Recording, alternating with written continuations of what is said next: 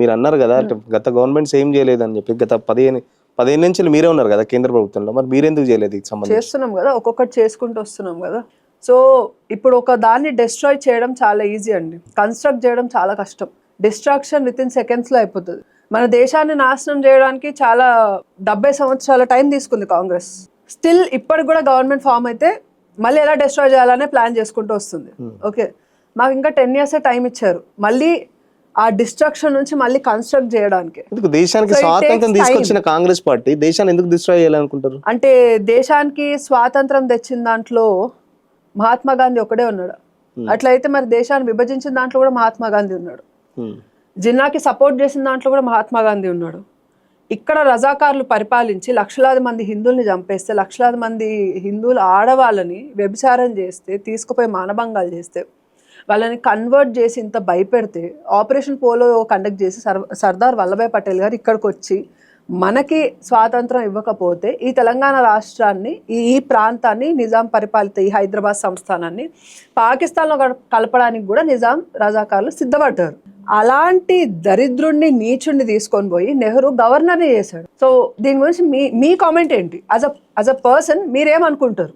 ఇప్పుడు మనం న్యూస్ ఛానల్స్లో చూస్తామండి, ఒకరిని రేప్ చేశారని తెలిసింది అనుకోండి, వాడి మీద మనం ఎట్లాంటి పోస్టులు పెడతాం, వాట్సాప్ స్టేటస్లో ఏం పెడతాం, మన ఫ్రెండ్స్తో ఏమని డిస్కస్ చేస్తాం, వాడిని చంపేయాలి, నరికేయాలి, రోడ్ మీద ఊరేయాలి, ఎక్స్ రోడ్ మీద కాల్ చేయాలి, ఇన్ని పెద్ద పెద్ద డైలాగులు కొడతాం. మరి ఇంత చేసిన రజాకార్ని, నిజాంని తీసుకుపోయి గవర్నర్ని చేసింది కాంగ్రెస్ గవర్నమెంట్. మీరు ఏమంటారు దానికి? అధికారంలో ఎవరు ఉంటే అదే చేస్తారు కదా. సో ఇప్పుడు ఆపోజిషన్ లో ఉన్న వాళ్ళు, కాంగ్రెస్ వాళ్ళు ఏ తప్పు చేసినా వెనక వేసుకొని రావడానికి మీరు సిద్ధంగా ఉన్నప్పుడు, ఒక మంచి కార్యం కోసం బీజేపీకి అంకణం కట్టుకొని మాకు పొలిటికలీ ఎన్ని ఇన్స్టెబిలిటీస్ ఉన్నప్పటికీ కూడా మేము ధైర్యంగా ఉండి నిలబడాలనుకుంటూ, దేశాన్ని ముందుకు తీసుకెళ్లాలనుకుంటూ ప్రతి ఒక్క నాయకుడు, రైట్ ఫ్రమ్ నరేంద్ర మోదీ నుంచి గ్రౌండ్ లెవెల్లో ఉండే నాలాంటి కార్యకర్తల వరకు ప్రతి ఒక్కరం దేశం కోసం కష్టపడుతున్నప్పుడు మీకు అది ఎందుకు కనిపించదు? 10 ఏళ్లలో మేము ఏం మార్పు తీసుకొని వచ్చామని అంటున్నారు. బఫ్ అమెండ్ అయ్యింది, యూసీసీ తీసుకొని వచ్చాం, సిఏఏ తీసుకొని వచ్చాం, మేము చాలా మార్పులు చేసాం, ఆర్టికల్ 317 మేము రద్దు చేసాం, ట్రిపుల్ తలాక్ని రద్దు చేసాం, డెవలప్మెంట్, సస్టైనబుల్ డెవలప్మెంట్ వైపు అడుగులేస్తున్నాం. జస్ట్ నో ఫ్రీ రేషన్ ఇచ్చి, ఒక చిన్న ఎగ్జాంపుల్ అండి, ఒక చిన్న యోజన తీసుకోండి, దాని వెనక ఎంత సస్టైనబుల్ ఆలోచన మీకే అర్థమవుతుంది. ఇప్పుడు ఉజ్వల గ్యాస్ యోజన ఉంది, దాని గురించి మీకు ఐడియా ఉందా? అది ఏం చేస్తుంది చెప్పండి నాకు. సిలిండర్స్, సిలిండర్, ఫ్రీ సిలిండర్, దాని మీద మీకు కట్టెలు పోయొద్దు, మహిళలు ఇబ్బంది పడుతున్నారు. దాని వెనక రీజన్ ఏంటండి? సిలిండర్స్ ఇవ్వడానికి మెయిన్ రీజన్ ఏంటి? గవర్నమెంట్ మహిళలు ఎట్లా ఇబ్బంది పడుతున్నారు చెప్పగలుగుతారా మీరు? వంటింట్లో ఉంటాయి ప్రాబ్లమ్. వంటింట్లో ఇప్పుడు ఫస్ట్లీ వుడ్ బర్న్ చేస్తారు. ఎన్ని కుటుంబాలు పెరుగుతున్నాయి, ఎన్ని చెట్లు నాశనం చేయాలి ఆ వుడ్ బర్న్ చేయడానికి? ఒక రోజు ఒక ఇంట్లో 4 భోజనం చేయాలంటే 3 పూట్ల ఎంత వుడ్ కాలుతుంది, దానివల్ల ఎన్ని చెట్లు నరికేయాల్సి వస్తుంది, వాతావరణం మీద ఎంత ఎఫెక్ట్ పడుతుంది, ఫస్ట్ రీజన్. సెకండ్, ఆ వుడ్ కాలేటప్పుడు అందులోంచి వచ్చే పొగ వల్ల లంగ్ క్యాన్సర్స్, స్కిన్ క్యాన్సర్స్ ఉమెన్కి ఎక్కువ అవుతున్నాయి, అండ్ వాళ్ళ హెల్త్ చాలా చాలా పాడైపోతుంది. That is the main reason. Women హెల్త్ని కూడా కన్సిడరేషన్లో పెట్టుకొని సిలిండర్స్ ఇస్తున్నారు. ఈ 2 కాకుండా అంటే ఒక గుజరాత్ నుంచి పిఎంని తెచ్చుకుంటే వాళ్ళ మైండ్ సెట్లోనే ఆలోచించాలంటారు. మీరు ఒక్కసారి అర్థం చేసుకోండి, ఒక ఉమెన్ స్టవ్ మీద వంట చేయడానికి ఎంత టైం పడుతుంది, అదే ఉమెన్ కట్టెలు కొట్టుకొని వచ్చి కట్టెల పొయ్యి మీద వంట చేసి పెట్టే వరకు ఎంత టైం పడుతుంది? ఈజీ టాస్క్ ఇది.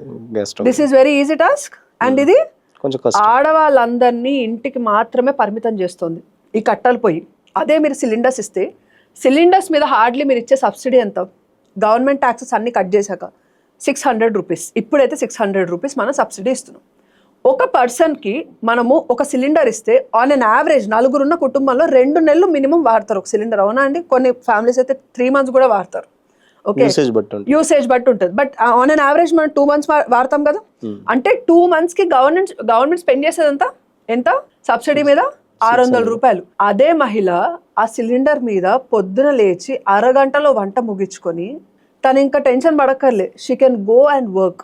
మనము ఏదైతే వర్క్ ఫోర్స్ ఉందో, అంటే పనిచేసే కెపాసిటీ ఉన్న పాపులేషన్ మనం పెట్టుకొని వాళ్ళని ఇంట్లో పడేస్తున్నాం. ఆడవాళ్ళకి ఇది ఇబ్బంది అవ్వకూడదని ఒకటే రీజన్తో ఫస్ట్ ఉజ్వల గ్యాస్ కనెక్షన్ ఇప్పించి వాళ్ళకి ఇంట్లో ఈ కుకింగ్ కోర్స్ మీద కొంచెం తగ్గించే టైం, దీన్ని సంపాదనలో పెట్టించారు మోదీ గారు. ఎలా? సెల్ఫ్ హెల్ప్ గ్రూప్స్ ద్వారా ఫండింగ్ ఇచ్చి ఒక 100 యూనికార్న్స్ ఒకటే ఫైనాన్షియల్ ఇయర్లో ప్రొడ్యూస్ చేయడం అంటే అది అంత ఈజీయా? అంతమంది స్టార్టప్స్. మీరు షార్క్ ట్యాంక్ లాంటి ప్రోగ్రామ్స్ ఫాలో అవుతారా? షార్క్ ట్యాంక్స్ లాంటి ప్రోగ్రామ్స్ ఎవరికైనా ఐడియా ఉన్నాయో? షార్క్ ట్యాంక్ ఏం చేస్తుంది? ఎవరికైతే స్టార్టప్ ఐడియాస్ ఉన్నాయో, ఇప్పుడు మన ఊబర్, ఓలా, చాలా చాలా చిన్న చిన్న జొమాటో ఇట్లాంటి యాప్స్ అంతకుముందు లేవే, అప్లికేషన్స్ లేవు. ఫస్ట్ ఆఫ్ ఆల్ మనకి ఇంటర్నెట్ కొనుక్కోవడం కష్టం. 1 GB డేటా కొనుక్కోవాలంటే మీరు 400 రూపీస్ 300+ రూపీస్ స్పెండ్ చేయాలి. మీరు జస్ట్ 350 రూపీస్ రీఛార్జ్ చేసుకుంటే మీకు నెలంతా అన్లిమిటెడ్ జీబీ వస్తుంది, అన్లిమిటెడ్ డేటా. 1 GBకి మీరు రఫ్లీ like in rupees you are paying, చాలా తక్కువ పైసెస్లో పే చేస్తున్నారు. అంత డేటా అవైలబిలిటీ ఎక్కడ ఉందండి కాంగ్రెస్ గవర్నమెంట్లో? ఒక ఇన్కమింగ్ కాల్ అయితే 2 రూపీస్, అవుట్ గోయింగ్ కాల్ అయితే 3 రూపీస్ per minute. అలా ఉండింది మన టెలికమ్యూనికేషన్. ఎంత గ్రోత్ అయ్యింది? మోదీ గారు ఆయన చేసిన చేంజెస్ చెప్పుకుంటూ పోవాలంటే చాలా ఉన్నాయి.